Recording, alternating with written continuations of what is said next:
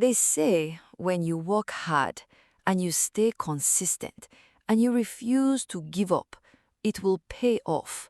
They are right. What they don't tell you is what you pay to get to the paying off, what you lose on the way to winning, what arrives too late to celebrate with you. I made it. I just didn't make it with everything I started with. It was a Thursday morning, 6:47 a.m. I was on the bus to work, headphones in, eyes closed, trying to steal 12 minutes of something close to rest before the day started. My phone vibrated. I ignored it. It vibrated again, then it started ringing. I opened my eyes, pulled out one earphone, looked at the screen. An unknown number. Lagos code. I almost didn't pick up.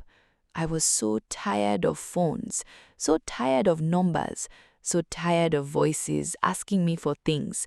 But something, I don't know what, made me answer. "Good morning," a woman's voice said. Professional, warm. "Am I speaking with Ada Obi?"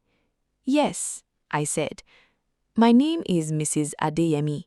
I am the HR manager at Zenith Solutions. You applied for our senior customer experience role 3 months ago. I know it has been a while. We had an internal restructure, but we reviewed your application again, and we would like to invite you for a final interview this Friday. The role comes with a significant salary increase from what you currently earn, full health benefits, and a housing allowance." I sat on that bus, in my worn flat shoes, my work bag cutting into my shoulder, my mustard blouse I had ironed at 5 a.m., and I said, very calmly, "Yes, I will be there." I hung up, and then I pressed my forehead against the cold bus window, and I cried, silently, the kind where your shoulders shake but no sound comes out.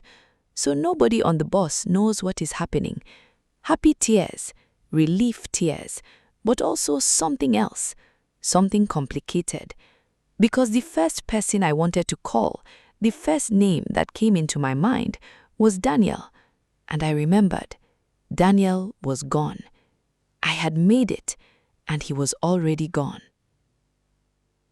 I went to that interview on Friday. I wore my best dress, the one I had been saving, dark green, fitted, the one that made me feel like the version of myself I was walking toward. I walked in there with every sleepless night behind my eyes, and every skipped breakfast in my bones, and every "I'll sort it" stored somewhere in my chest.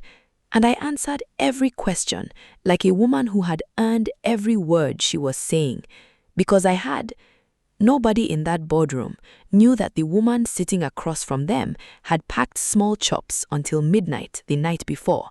Nobody knew about the 11,000 naira, the boss at 5:47, the breakfast she skipped, the brother who didn't say thank you, the man who walked out of her fairy light room.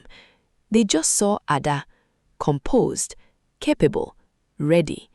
And I was, God knows, I was ready. They called me that same evening. I got the job. I sat in my small room, the same floor where Blessing had held me 2 weeks before, and I held the phone to my chest after the call ended, and I let myself feel it, all of it. The relief, the pride, the disbelief, the gratitude. Then I opened WhatsApp and I went to Daniel's name. Our last message 3 weeks ago. Me saying, "I will be fine." Him saying, "I know you will." 4 words. That was how we ended. Not a fight, not cruelty. Just, "I know you will." The quietest goodbye I had.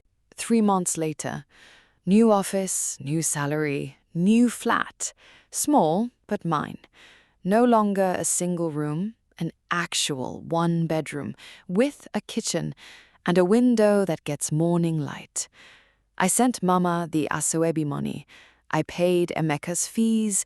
I paid my own rent on the first of the month for the first time in my adult life. And I sat in my new kitchen at 7 a.m., not 5:15, 7, like a human being, eating actual breakfast, eggs, bread, tea. And I thought, Ada, you did it. You actually did it. It felt like what I imagined it would feel like, and also nothing like what I imagined.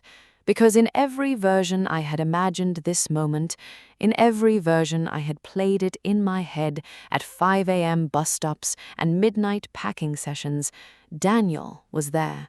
In my imagination, he was always there. I saw him once, 3 months after, by accident.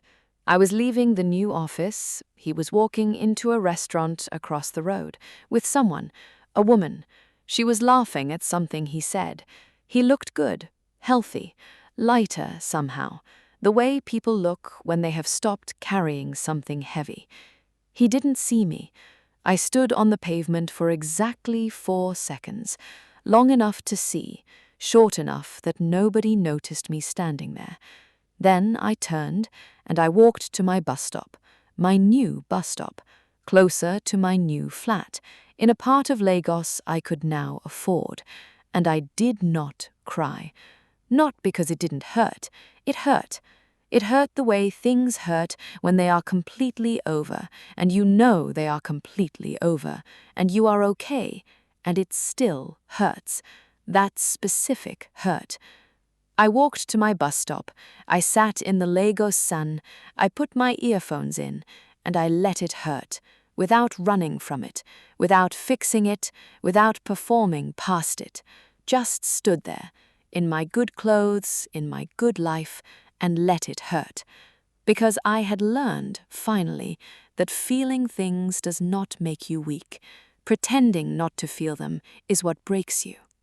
That evening I went home, my kitchen, my morning light window.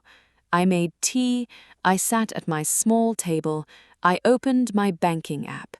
The number on the screen, not 11,000, not barely enough. Enough, actually enough, for the first time. I took a screenshot, sent it to nobody, just saved it for myself, as proof that it happened, that I made it, that Ada Obi, from a single room in Surulere, made it. Then I put my phone down, face up this time, and I looked at my kitchen and my window and the evening Lagos light coming through the curtain, and I said out loud, to nobody, to myself, to the 17-year-old Ada who became the strong one without being asked, "You're okay.